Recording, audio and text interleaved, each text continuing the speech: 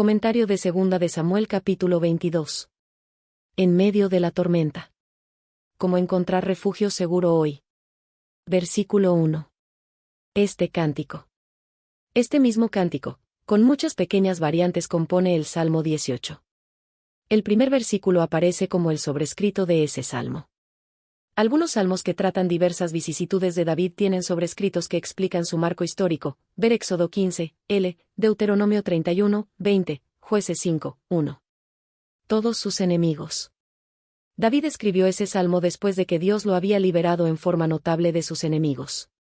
Esto parece no haber sucedido hasta después de la gran victoria sobre los hijos de Amón y sus aliados, ver capítulos 8 y 10. También parece que David los compuso mientras aún podía hablar delante del pueblo de su justicia y de la limpieza de sus manos, capítulo 22, 21, lo que debe haber sucedido antes de su pecado contra Betsabé y Urías, capítulo 11, ver Patriarcas y Profetas, página 774. Versículo 1. De la mano de Saúl. Estas palabras demuestran que el salmo no pertenece a los últimos días del reinado de David, aunque aquí aparece hacia el final de la crónica de ese reinado.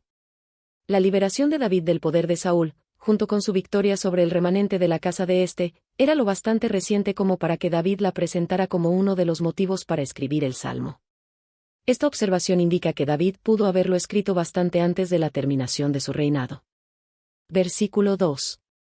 Dijo. Esta palabra aparece como la última del sobrescrito del Salmo 18. Sin embargo, las palabras con que comienza ese salmo son: Te amo, oh Jehová, fortaleza mía.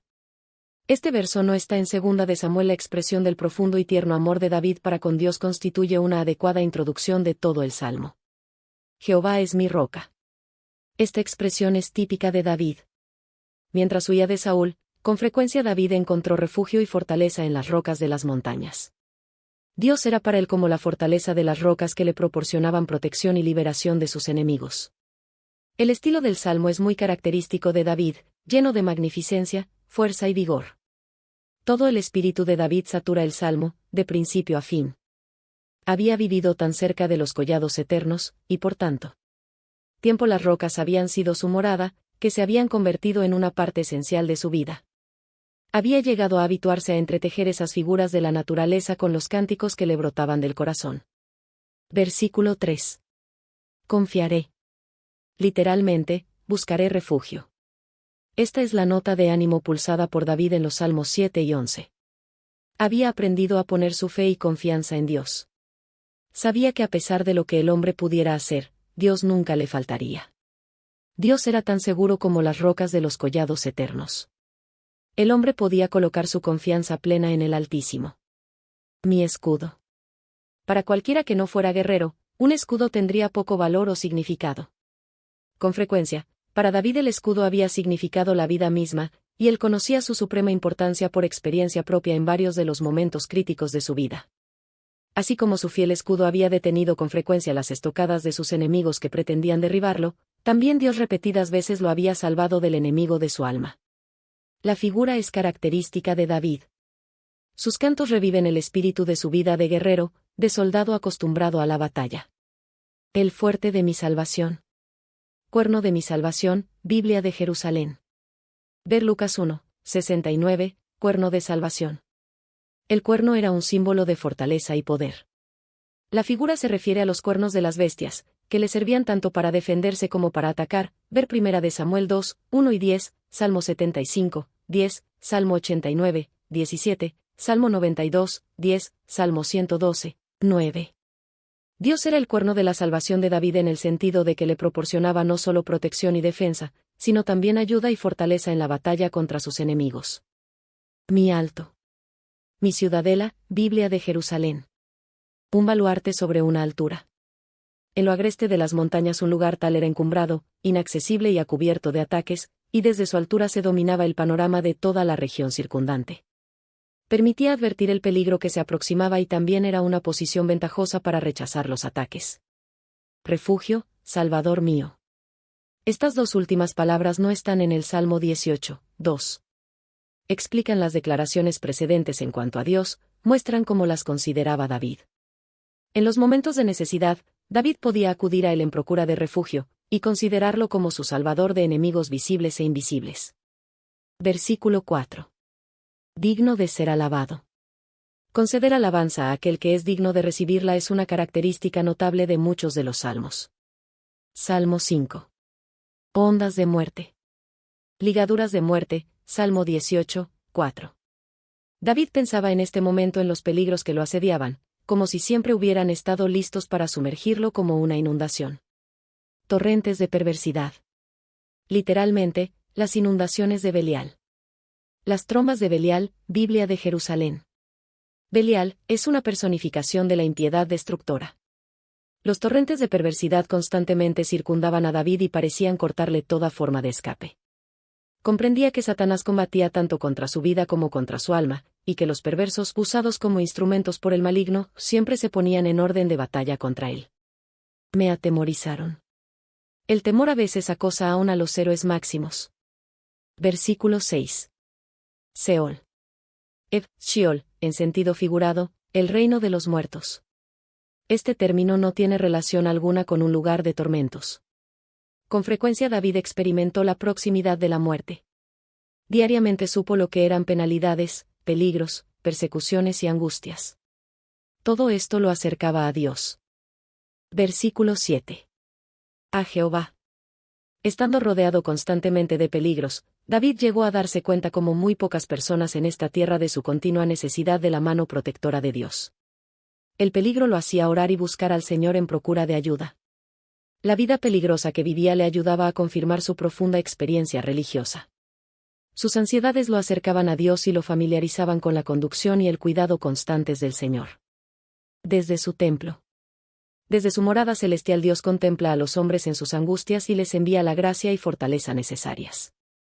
David reconocía que el templo del cielo era la morada de Dios, Jehová está en su santo templo, Jehová tiene en el cielo su trono, Salmo 11, 4. Versículo 8. Conmovida, y tembló. Los versículos 8 al 16 describen un cuadro muy bello e impresionante de Dios. El pasaje es incomparable por la sublimidad y solemnidad de su descripción de la grandeza y el poder de Dios.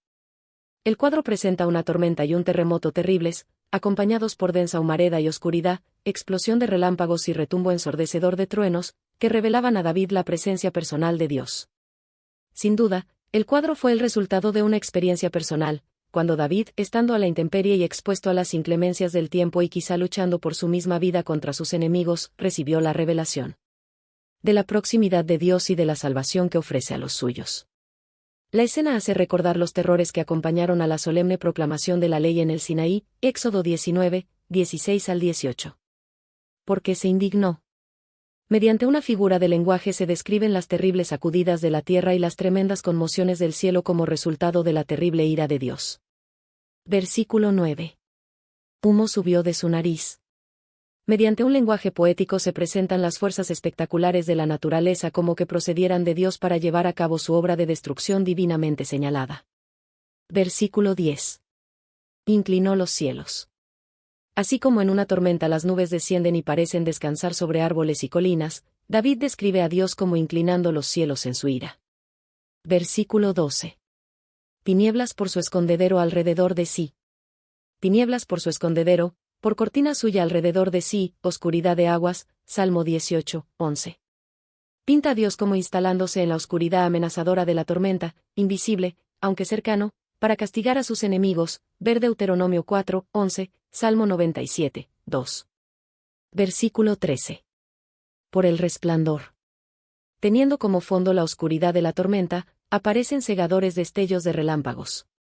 Versículo 14. Tronó Jehová. Inmediatamente después de los relámpagos, versículo 13, se oye el estallido del trueno que hace descender los castigos de Dios sobre sus enemigos.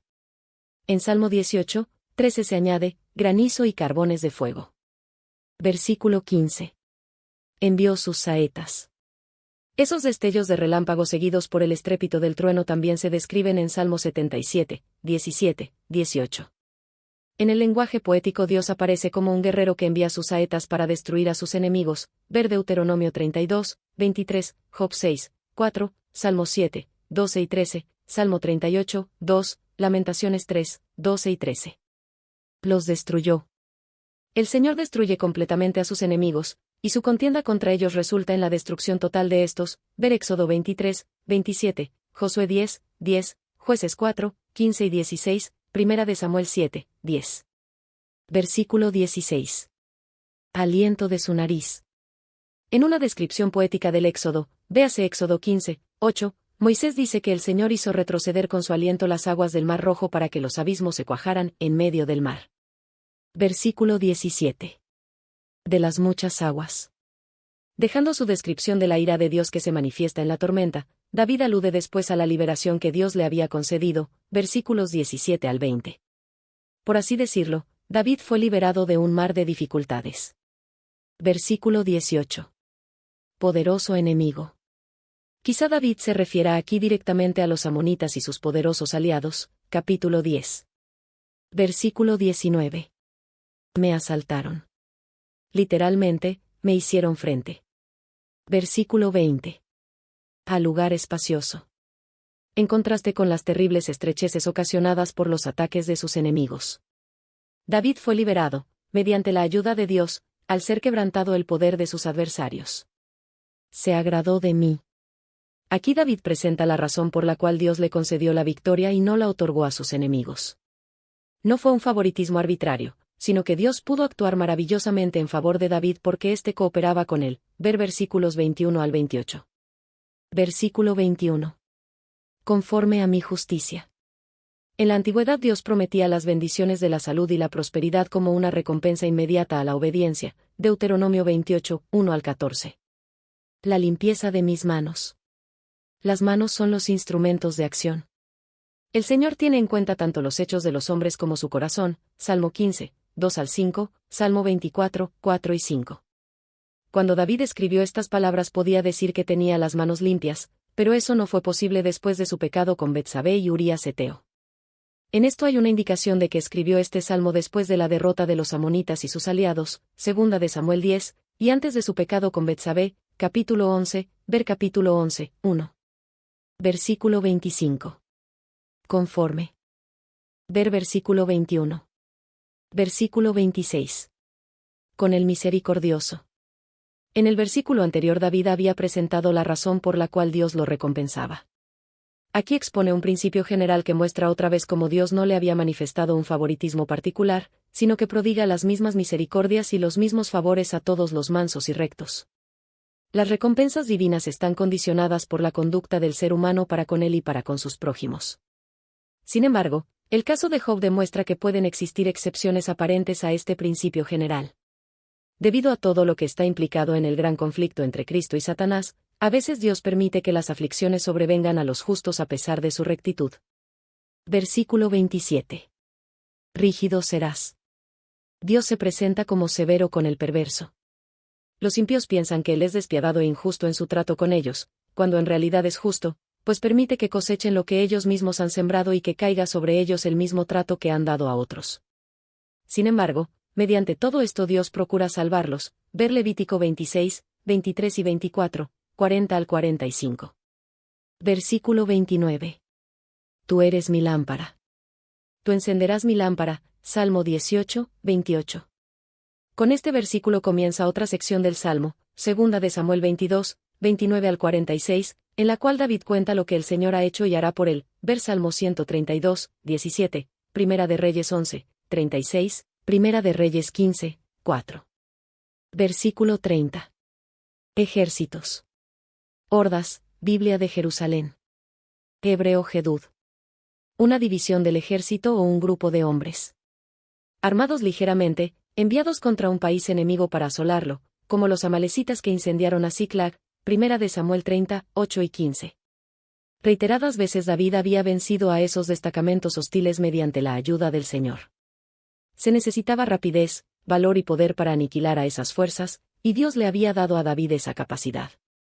Asaltaré muros. Con la ayuda de Dios no había barrera que pudiera detener a David en la persecución del enemigo. Versículo 31. Perfecto. Tamim, completo, íntegro, entero. A diferencia del castellano, el énfasis del hebreo no recae sobre el hecho de ser intachable sino sobre la cualidad de ser total, completo. Escudo. Repite la figura del vers. 3. Dios ofrece protección a cuantos confían en Él de todo corazón. Versículo 32. Porque, ¿quién es Dios? Hay solo un Dios, y es Jehová. Por lo tanto, sus enemigos quedaban librados a sus propias maquinaciones, mientras que Él tenía todo el poder del cielo a su disposición. ¡Qué roca! ¿Quién es digno de confianza, firme, inconmovible y seguro, salvo nuestro Dios? Versículo 33. Dios es el que me ciñe de fuerza. Queda entregado a su propia fuerza quien no se apoya en el Señor, pero quien confía en Él cuenta con toda la fuerza del cielo. Versículo 34. Mis pies como de ciervas. Entre los ásperos despeñaderos y las riesgosísimas sendas de las montañas, los pies de las ciervas eran ágiles y seguros.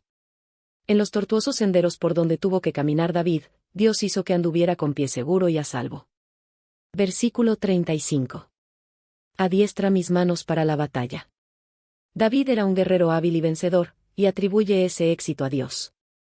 No luchó en guerras motivadas por el egoísmo o la maldad, sino en las batallas del Señor, por eso acudía a Él en procura de capacidad, protección y dirección divinas. El arco de bronce. Los antiguos guerreros se enorgullecían de su fuerza al doblar el arco. El Señor había dado a David fuerza y habilidad para esgrimir con todo éxito las armas. Versículo 36. El escudo de tu salvación. Yelmo de la salvación, Efesios 6, 17. La mejor protección que una persona pueda tener para cualquiera de los peligros de la vida es el poder salvador de Dios. Benignidad. Respuestas favorables, Biblia de Jerusalén. Hebreo, anot, del verbo responder. El significado es oscuro. En Salmo 18, 35 se lisa la palabra, anawa, literalmente, humildad, que es el significado correcto. La bondadosa y benigna condescendencia de Dios, ver Salmo 113, 6 y 7, manifestada a los mansos y humildes de la tierra, Isaías 57, 15, 66, 2, los capacita para alcanzar los mayores honores y realizaciones. Salmo 37. Ensanchaste mis pasos. En lugares estrechos y angostos, tú me has dado amplitud para que pudiera avanzar sin estorbos. Cuando anduvieres, no se estrecharán tus pasos, y si corrieres, no tropezarás. Proverbios 4,12, Salmo 31, 8. Pies. Tobillos, Biblia de Jerusalén. Dios capacitó al salmista para que caminara en lugares peligrosos con paso firme y parejo, no le flaquearon los tobillos ni le resbalaron los pies. Versículo 39. Debajo de mis pies. Los artistas antiguos con frecuencia dibujaban a los vencedores de pie sobre sus enemigos, que yacían muertos debajo de sus pies o de las patas de sus caballos. La figura aquí no es de uno que vence y domina, sino de uno que derriba a un enemigo y pasa sobre él. Versículo 41. Me vuelvan las espaldas. Esta expresión significa que los enemigos habían huido ante él. Versículo 43. Como polvo. Los enemigos de David fueron convertidos en polvo, por así decirlo. Su poder se convirtió en debilidad. El Salmo 18, 42 dice, como polvo delante del viento, añadiendo así el pensamiento de desparramar al adversario como el polvo es esparcido por el viento. Como lodo de las calles. Otra expresión que denota la plenitud de la victoria. David no solo aplastó como polvo a sus enemigos, sino que los holló con los pies, ver Isaías 10, 6, Zacarías 10, 5, Malaquías 4, 3. Versículo 44. Las contiendas del pueblo. Las contiendas de los pueblos. Puesto que David estaba llegando a completa victoria sobre sus enemigos extranjeros, segunda de Samuel 22, 44 al 46, algunos han pensado que difícilmente puede tratarse aquí de dificultades domésticas. Las guerras en que su pueblo estaba empeñado eran contra otras naciones, hostiles a los israelitas. Cabeza de naciones. Al haber vencido a los paganos, David se había convertido en su amo y ellos le pagaban tributo.